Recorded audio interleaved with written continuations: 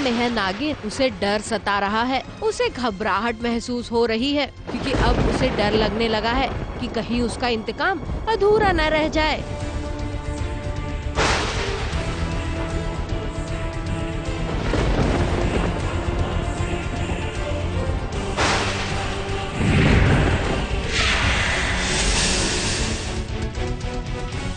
यूँ तो नागिन किसी से नहीं डरती है, लेकिन कोई एक शक्ति है जिससे नागिन आज घबरा गई है। वो शक्ति है देवी काली माँ की, जिसका सामना नागिन कभी नहीं कर सकती।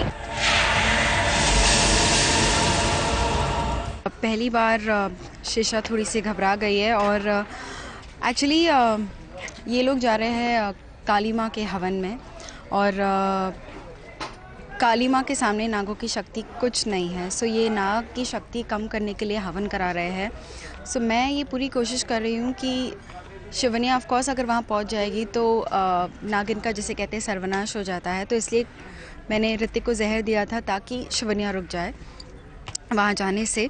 लेकिन अभी वो लोग हवन के लिए निकल चुके हैं और अगर उनको आहुति मिल गई तो मतलब हम उनका कुछ नहीं बिगाड़ पाएंगे। सो दैट्स वाई अब मैंने ये कसम खाई है शिव जी के सामने कि अब ये काली नागिन आज रोकेगी उन पूरे परिवार को वहाँ जाने से। ऋतिक का परिवार अब काली माँ की पूजा आराधना करेगा और साथ ही उनके नाम का हवन करेगा, जिसकी आहुति से नागिन की शक्तियों का कोई असर नहीं पड़ेगा।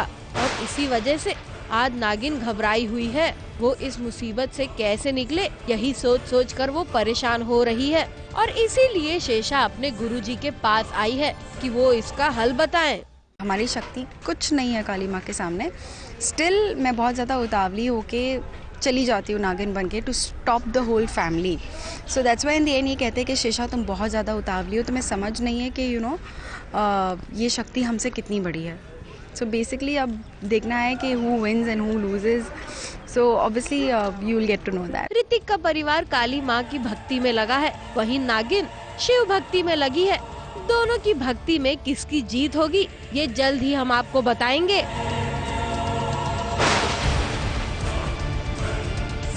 मुंबई से पारस कोठारी के साथ एबीपी न्यूज रिपोर्ट।